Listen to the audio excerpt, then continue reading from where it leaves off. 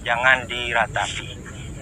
Salah satu perbuatan dalam meratap dalam masalah setelah penguburan, kata Rasulullah di dalam hadis Jabir bin Abdullah, kunta na'uddu al-ijtima'a ila ahlil mayyit suni'atit ta'am ba'da dafnihi minan nihayah.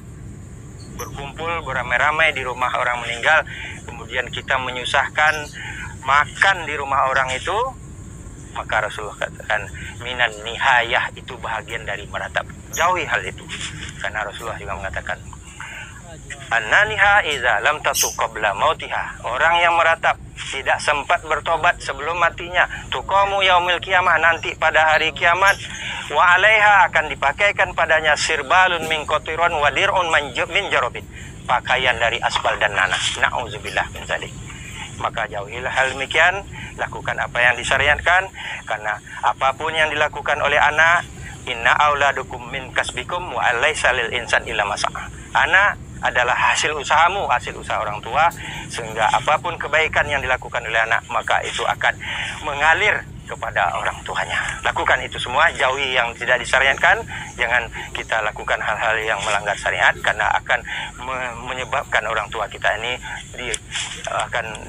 disiksa, diazab, karena diratapi oleh. Assalamualaikum warahmatullahi wabarakatuh. Ikhwan dan muslimin yang dimuliakan Allah.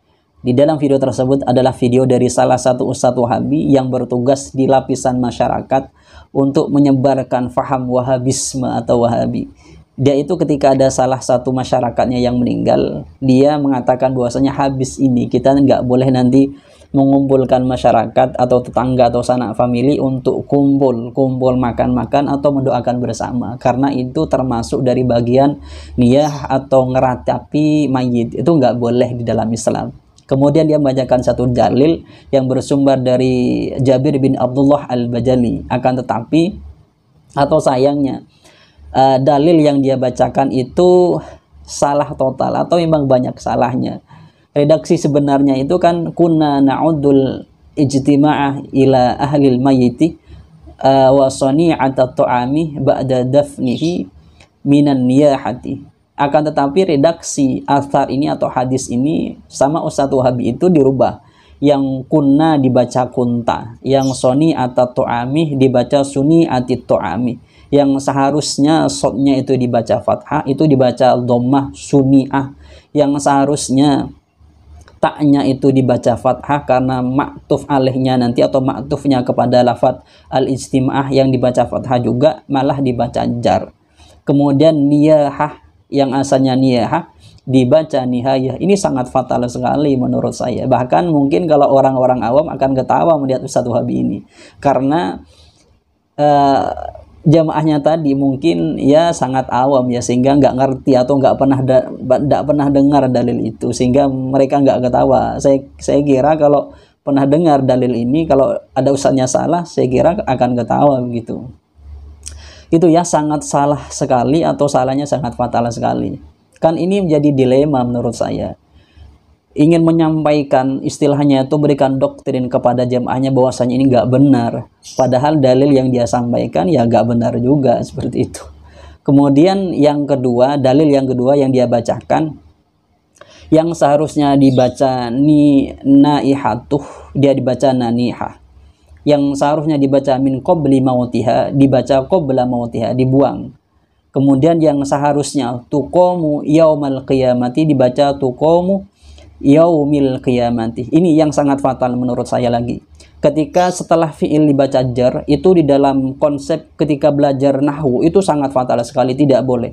Setelah fi'il itu nggak boleh dibaca jar. Karena setelah fi'il itu ada dua kemungkinan. Kalau nggak dibaca fathah, dibaca dhammah. Kalau dibaca jar itu sangat tidak mungkin.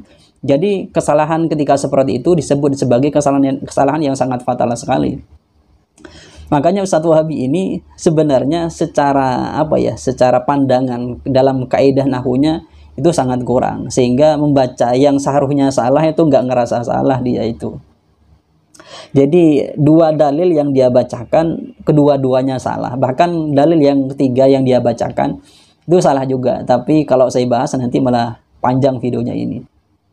Saya juga ingin membahas tentang masalah tahlilan yang nggak boleh dia yang bilang seperti itu. Saya akan menggabungkan dua dalil yang dari hadis Nabi Muhammad SAW. Sebenarnya tentang masalah tahlilan atau niyah ini seharusnya kan harus menggabungkan dalil, dua dalil. Kalau dalil yang kunna na'uddu al-ijtima'a itu kan bukan dari Nabi Muhammad SAW atau langsung dari akwalnya Nabi, akan tetapi dari sahabat Jabir bin Abdullah al-Bajali, dan itu merupakan sifatnya ikhbar, dia sangkaan saja, kunna na'uddu kan begitu.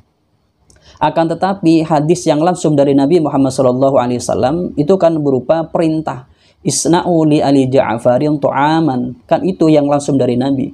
Setelah Ja'far atau ada di keluarga Ja'far itu ada yang meninggal atau Ja'far ini meninggal, Nabi itu kan menyuruh untuk membuatkan makanan. Membuatkan makanan setelah meninggal itu perintah dari Nabi. Sedangkan yang menganggap ijtima itu sebagai niyah itu merupakan sangkaan saja, yang riwayat itu disandarkan kepada sahabat Jabir bin Abdullah al-Bajali. Ini harus dikorelasikan dua dalil ini, mana yang menang, perintah Nabi atau sangkaan dari sahabat Abdullah bin Abdullah al-Bajali atau Jabir bin Abdullah al-Bajali, mana yang lebih dimenangkan atau harus dikorelasikan. Makanya kalau kata ulama atau menurut ulama, memang ini ada khilaf sebenarnya. Makanya di sini dikatakan bahwasanya kalau kita lihat di dalam kitab Mirqatul Mafatih dijelaskan bahwasanya isna'u li Ja'farin tu'aman itu merupakan sunnah ketika ada orang meninggal itu tetangganya atau sanak familinya itu membuatkan makanan bagi orang yang meninggal tersebut. Kalau kata isna'u berarti kan tidak mufrad, berarti kan jama', otomatis bukan satu atau dua orang, berarti kan rame-rame kumpul. Otomatis ada al-ijtima' di sana atau ada perkumpulan. Ketika ada perkumpulan membuat makanan, tentu akan makan-makan. Maka kalau kita melihat teks redaksi ini secara matanya, maka tahlilan yang beredar ini yang memang diambil dari redaksi hadis ini sebenarnya. Kalau kita melihat kepada redaksi atau matan hadis ini. Akan tetapi ulama itu beda pendapat dari sisi waktu, lamanya waktu.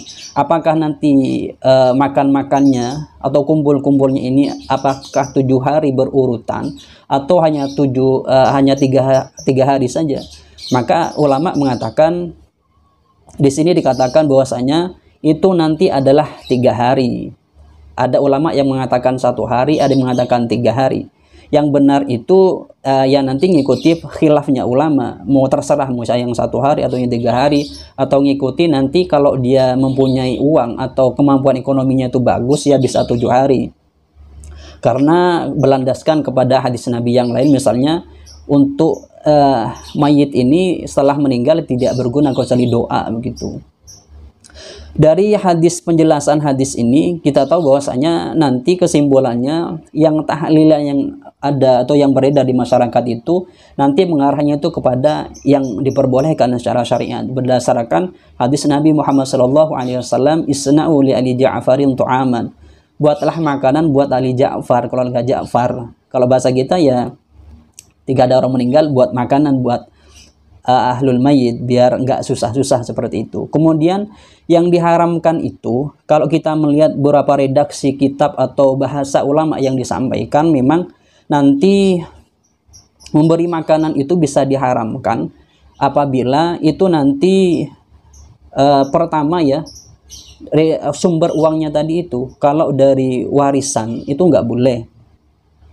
Kemudian dari misalnya warisan itu ada yang masih anak kecilnya, salah satu contoh ya, misalnya ada tahlilan tadi digunakan dari atau menggunakan harta dari warisan yang mana dari ahli warisnya itu masih ada anak kecil, maka itu nggak boleh. Tapi misalnya sama-sama besar, sudah sama-sama ridho, maka itu diperbolehkan.